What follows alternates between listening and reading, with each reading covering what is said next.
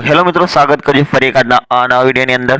તો મિત્રો આજે આપણે આ વિડીયોની અંદર વાત કરીશું કે જો તમારી પાસે રેશન કાર્ડ હોય તો મિત્રો આ વિડીયો ખાસ જોઈ લેજો, કારણ કે મિત્રો 1 ફેબ્રુઆરી 2026 ની નિયમોની અંદર બદલાવ થવા જઈ રહ્યા છે। એટલે કે મિત્રો આવતા મહિને મિત્રો જે તમને અનાજ મળે છે તે અનાજ મળવાનું બંધ થઈ જશે મિત્રો। તો કે કયા નવા નિયમો જાહેર કરવામાં આવ્યા છે મિત્રો 1 ફેબ્રુઆરી 2026 ની, તો તેની સંપૂર્ણ માહિતી મિત્રો આપણે આજના વિડીયોમાં જોઈશું। તો વિડીયોના અંત સુધી બન્યા રહેજો અને જો વિડીયો ગમે તો વિડીયોને એક લાઈક આપી ચેનલમાં નવા હોય તો ચેનલને સબસ્ક્રાઇબ કરવા વિનંતી। અને મિત્રો અમને કમેન્ટ કરીને ખાસ જણાવજો કે અમારો વિડીયો તમે કયા ગામ કે કયા શહેરથી જોઈ રહ્યા છો, તો મિત્રો અમને પણ ખબર પડે કે અમારો વિડીયો આ ગામ કે આ શહેર સુધી પહોંચી રહ્યો છે। તો મિત્રો વિડીયોની શરૂઆત કરી લઈએ કે રેશન કાર્ડ ધારકો માટે મોટા સમાચાર સામે આવ્યા છે કે સરકારે 1 ફેબ્રુઆરી 2026 થી નવા રેશન નિયમો લાગુ કરવાની જાહેરાત કરી છે અને આ નવા નિયમો દેશભરમાં મફત રેશન મેળવતા લાખો પરિવારો લાભાર્થીઓને સીધી અસર કરશે। જો તમને પણ તમારા રેશન કાર્ડ દ્વારા મફત ઘઉં, ચોખા, કઠોળ અથવા ખાંડ મળે છે તો આ માહિતી તમારા માટે ખૂબ જ મહત્વપૂર્ણ છે।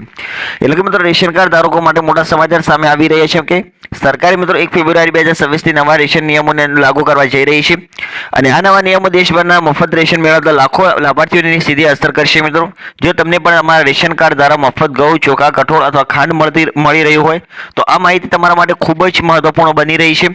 ત્યારબાદ વાત કરીએ મિત્રો, સરકારે સ્પષ્ટ કરી દીધી છે કે હવે મફત લાયક અને ચકાસાયેલા રેશન કાર્ડ ધારકોને જ મફત રાશન મળશે અને નવા નિયમો હેઠળ ઘણા રેશન કાર્ડ આપમેળે રદ થઈ જશે।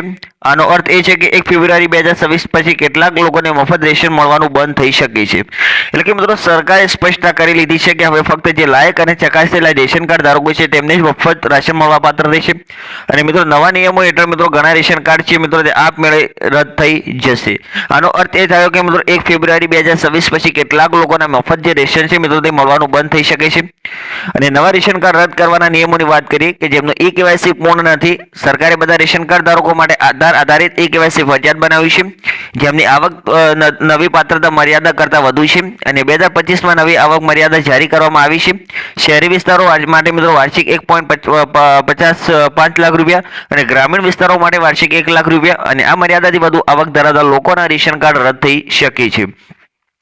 એટલે કે મિત્રો નવા રેશન કાર્ડ રદ કરવાના નિયમોને આપણે જોઈ લઈએ કે જેમને કેવાયસી પૂર્ણ નથી થયું અને સરકારે બધા રેશન કાર્ડ ધારકો માટે આધાર આધારિત કેવાયસી ફરજિયાત કર્યું હતું મિત્રો, અને જેમની આવક નવી પાત્રતા મર્યાદા કરતાં પણ વધુ હોય 2025 ની અંદર નવી આવક મર્યાદા જારી કરવામાં આવી છે મિત્રો, કે જે શહેરી વિસ્તારો છે મિત્રો તેમના માટે વાર્ષિક 1.5 લાખ રૂપિયા કરવામાં આવી છે અને ગ્રામીણ વિસ્તારો માટે મિત્રો વાર્ષિક 1 લાખ રૂપિયા કરવામાં આવી છે અને આ મર્યાદાથી વધુ આવક ધરાવતા લોકોના રેશન કાર્ડ છે તે રદ થઈ શકે છે। ત્યારબાદ મિત્રો આપણે આગળ વાત કરીએ કે નકલી અથવા ડુપ્લિકેટ રેશન કાર્ડ કે જેઓ ડુપ્લિકેટ ગેરકાયદેસર અને બહુવિધ રેશન કાર્ડ ધરાવે છે તેમને આધાર દ્વારા ઓળખવામાં આવી રહ્યા છે અને આવા કાર્ડ 1 ડિસેમ્બરથી રદ કરવામાં આવશે, જેના પરિવારના સભ્યો સરકારી નોકરીમાં છે।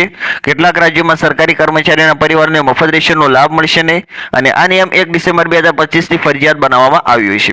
એટલે કે મિત્રો નકલી અથવા ડુપ્લિકેટ રેશન કાર્ડની વાત કરીએ કે જેઓ ડુપ્લિકેટ અને ગેરકાયદેસર અને બહુવિધ રેશન કાર્ડ ધરાવતા હોય તેમને આધાર દ્વારા ઓળખ કરવામાં આવી રહ્યા છે અને આવા રેશન કાર્ડને મિત્રો 1 ફેબ્રુઆરી 2026 થી મિત્રો રદ કરી દેવામાં આવશે કે જેના પરિવારના સભ્યો સરકારી નોકરી કરતા હોય। કેટલાક રાજ્યોની અંદર સરકારી કર્મચારીઓના પરિવારોને મફત રાશનનો લાભ મળશે નહીં અને આ નિયમ મિત્રો 1 ડિસેમ્બર 2025 થી ફરજિયાત બનાવવામાં આવ્યો હતો। ત્યારબાદ મિત્રો આપણે આગળ વાત કરીએ કે નવી બાયોમેટ્રિક સિસ્ટમ લાગુ કે રાશન મિત્ર માટે હવે આધાર આધારિત બાયોમેટ્રિક પ્રમાણીકરણ ફરજિયાત બનાવવામાં આવ્યું છે। ફિંગરપ્રિન્ટ આઈરિસ સ્કેન વિના રાશન ઉપલબ્ધ થશે નહીં અને પરિવારના સભ્યોનું બાયોમેટ્રિક ચકાસણી દર વખતે જરૂરી છે। એટલે કે મિત્રો નવી સિસ્ટમ લાગુ કરવામાં આવી છે કે બાયોમેટ્રિક સિસ્ટમ કે રાશન વિતરણ માટે મિત્રો હવે આધાર આધારિત બાયોમેટ્રિક પ્રમાણીકરણ ફરજિયાત બનાવવામાં આવ્યું છે કે જેના ફિંગરપ્રિન્ટ દ્વારા મિત્રો તમને રાશન ઉપલબ્ધ થશે અને પરિવારના સભ્યોનું બાયોમેટ્રિક ચકાસણી દર વખતે જરૂરી રહેશે મિત્રો।